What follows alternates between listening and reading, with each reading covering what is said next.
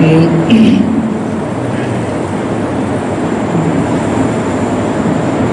الحمد لله وكفى وسلام على عباده الذين اصطفى ما بعد وقال النبي صلى الله عليه وسلم ثلاث لا تؤخرها الصلاة والصلاة إذا آنت والجنازة إذا حضرت والأيم إذا وجدت لها كفوا أو كما قال عليه الصلاة والسلام. میرے محترم بزرگوں اور دوستوں، پچھلے جمعوں کو نکاح سے متعلق کچھ باتیں بیان کی گئی تھی اور یہ بتایا گیا تھا کہ نکاح کے وقت جو خطبہ پڑھا جاتا ہے اور خطبے کے اندر جو قرآن کریم کی آیتیں پڑھی جاتی ہیں ان آیتوں کا مقصد کیا ہے اور نکاح کے خطبے میں انہی 3 آیتوں کا کیوں انتخاب کیا گیا. پچھلے جمعے کو اس کے بارے میں بیان کیا گیا تھا.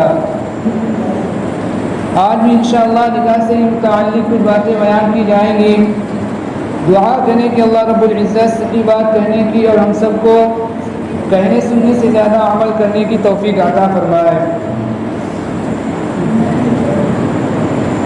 اللہ تعالیٰ اور حضور پاک صلی اللہ علیہ وسلم نے اس نکاح کو ایک عبادت بنایا ہے، عبادت والی چیز بنایا، عبادت قرار دیا اور اس نکاح کو اتنا زیادہ آسان کر دیا کہ اس سے زیادہ آسان اور کوئی راستہ نہیں ہو سکتا. اس نکاح کے اندر نہ مہندی کی شرط لگائی گئی، نہ تاریخ کی شرط لگائی گئی، یہاں تک کہ اس نکاح کے اندر جو خطبہ پڑھا جاتا ہے نکاح کے وقت وہ بھی فرض اور واجب نہیں قرار دیا گیا بلکہ اس کو سنت قرار دیا گیا ہے. تو شریعت نے حضور پاک صلی اللہ علیہ وسلم نے شریعت اسلامیہ نے اس نکاح کو اتنا زیادہ آسان کر دیا، لیکن ہم اور آپ نے اس کے اندر اتنی زیادہ شرائط لگا دی اور اتنی زیادہ قیدیں لگا دی کہ وہ اتنا ہی زیادہ مشکل ہو گیا. آج اگر کوئی شخص حلال اور جائز طریقہ اختیار کرنا چاہتا ہے تو اس کے سامنے بہت ساری مصیبتیں اور بہت ساری مشکلیں کھڑی ہو جاتی ہیں،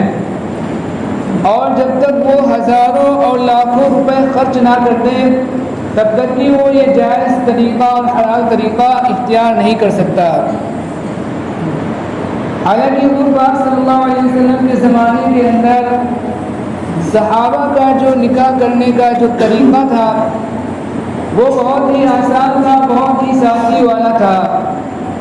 اس کا اندازہ ہم اور آپ صحابہ کے واقعات سے لگا سکتے ہیں. چنانچہ حضرت عبد الرحمن بن عوف رضی اللہ تعالیٰ عنہ کا واقعہ آیا ہے کہ حضرت عبد الرحمن بن عوف یہ صحابی رسول ہیں، حضور پاک صلی اللہ علیہ وسلم کے صحابی ہیں اور بہت ہی جلیل القدر صحابی ہیں. ان کا شمار جو ہوتا ہے 10 مبشرہ کے اندر ہوتا ہے، یعنی وہ صحابی جن کو حضور پاک صلی اللہ علیہ وسلم نے اس دنیا کے اندر ہی جنتی ہونے کی خوشخبری سنا دی.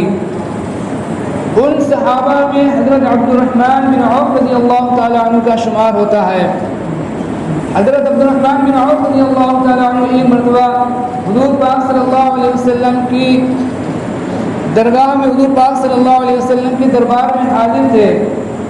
حضور پاک صلی اللہ علیہ وسلم نے حضرت عبد الرحمن بن عوف رضی اللہ تعالیٰ عنہ کو دیکھا تو حضور پاک صلی اللہ علیہ وسلم نے ان سے پوچھا کہ عبد الرحمن نے تمہارے کپڑے کے اوپر جو زرد رنگ اور پیلے رنگ کا نشان ہے وہ کیوں ہے؟ تو حضرت عبد الرحمن بن عوف رضی اللہ تعالیٰ عنہ نے فرمایا کہ یا رسول اللہ صلی اللہ علیہ وسلم میں نے نکاح کیا تھا اور خوشبو لگائی تھی، یہ اسی خوشبو کا نشان ہے۔ حضور پاک صلی اللہ علیہ وسلم نے ان کو دعا دی، بارک اللہ لک و علیک، کہ اللہ تعالیٰ تمہیں برکت عطا کرے۔ اور آپ صلی اللہ علیہ وسلم نے آگے ان سے ارشاد فرمایا اولم ولو بشاتین، کہ ولیمہ کر لینا اگرچہ ایک بکری کے ذریعے سے کیوں نہ ہو۔ صحابہ رضی اللہ عنہم اجمعین جیسی عظیم ہستی جو حضور پاک صلی اللہ علیہ وسلم کے اوپر ہر وقت اپنی جان کو قربان کرنے کے لیے تیار رہا کرتے تھے، حضور پاک صلی اللہ علیہ وسلم کے اوپر اپنی ہر چیز کو قربان کرنے کے لیے تیار رہتے تھے ہر وقت۔ حضور پاک صلی اللہ علیہ وسلم سے زیادہ محبوب ان کے نزدیک کوئی چیز نہیں تھی، نہ ان کے نزدیک جو حضور پاک صلی اللہ علیہ وسلم سے زیادہ محبوب ان کی جان تھی، نہ ان کا مال تھا، نہ ان کی اولاد تھی، نہ ان کا کاروبار تھا، نہ ان کی تجارت تھی، نہ ان کا وطن تھا، نہ ان کے عزیز و قریب تھے، نہ ان کے رشتہ دار تھے، نہ ان کے دوست احباب تھے۔ سب سے زیادہ جو محبت کی صحابہ رضی اللہ عنہم اجمعین کو وہ حضور پاک صلی اللہ علیہ وسلم کی ذات اقدس سے تھی۔ لیکن اس کے باوجود حضرت عبد الرحمن بن عوف رضی اللہ تعالیٰ عنہ نے جب نکاح فرمایا تو نکاح کا چونکہ اتنی سادگی سے اس کا نکاح ہوتا تھا صحابہ کے زمانے میں، حضور پاک صلی اللہ علیہ وسلم کے زمانے میں، کہ اتنا آسان طریقے پر ہوتا تھا کہ حضور پاک صلی اللہ علیہ وسلم کو بلانے کی بھی ضرورت محسوس نہیں کی، اور نکاح کے بعد بھی انہوں نے حضور پاک صلی اللہ علیہ وسلم کو بتلایا نہیں کہ یا رسول اللہ میں نے نکاح کر لیا، بلکہ حضور پاک صلی اللہ علیہ وسلم نے جب ان سے پوچھا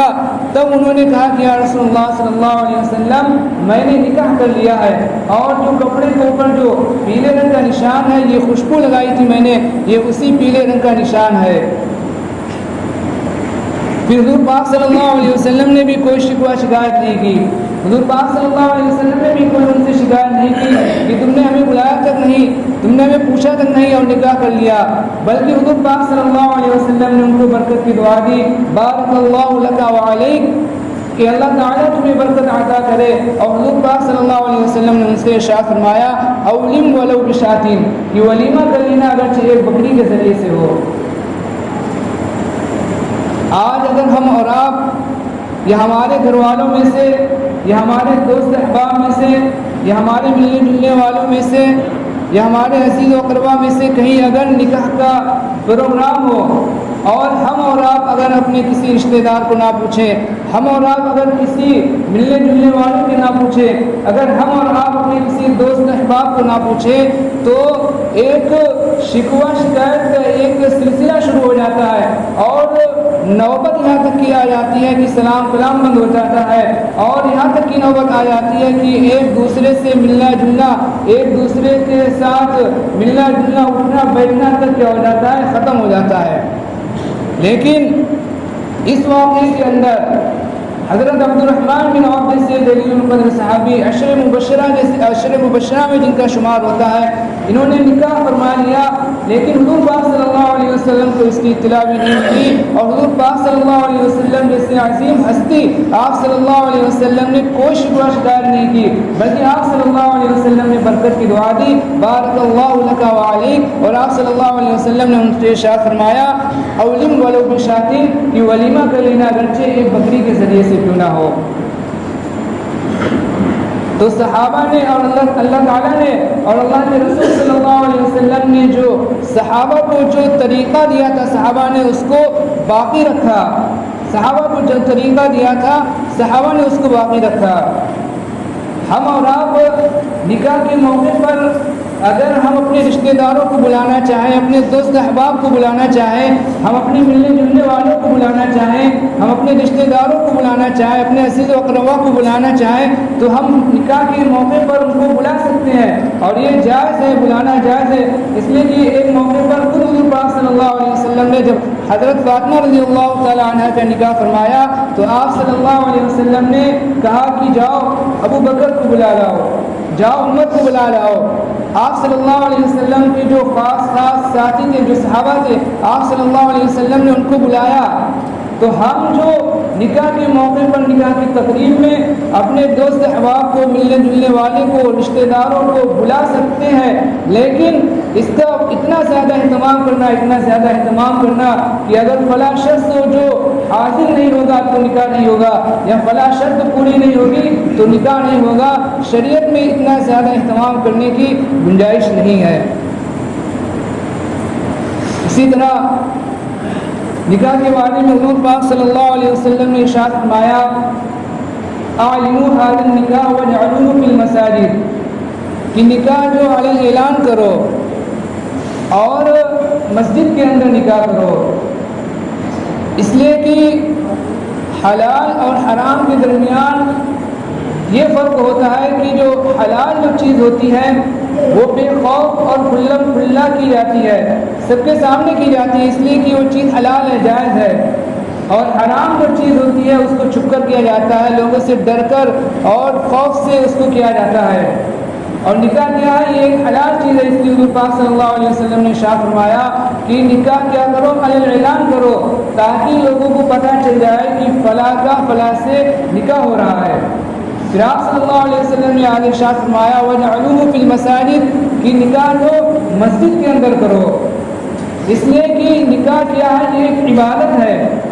جس طرح نماز جو مسجد کے اندر ادا کی جاتی ہے نماز کی عبادت ہے، اسی طرح نکاح بھی ایک عبادت ہے، اس لیے حضور پاک صلی اللہ علیہ وسلم نے نکاح کے بارے میں ارشاد فرمایا وَجْعَلُوهُ فِي الْمَسَاجِدِ، کہ نکاح جو مسجد کے اندر کرو۔